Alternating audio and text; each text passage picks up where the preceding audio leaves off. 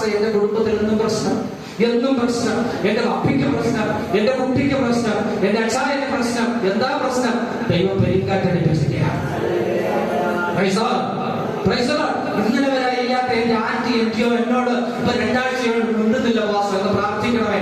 എന്നും പ്രശ്നമാണ്. ഹല്ലേലൂയ. എന്റെ അച്ചായൻ 2 ആഴ്ചയായി എന്നോട് മുണ്ടാട്ടമില്ല, പൈസ പോലും തരുന്നില്ല, എന്നും പ്രശ്നമാണ്. നിന്റെ കുടുംബത്തിൽ പെരുങ്കാറ്റ് ഘടിപ്പിച്ചിരിക്കുകയാണ്. ദൈവം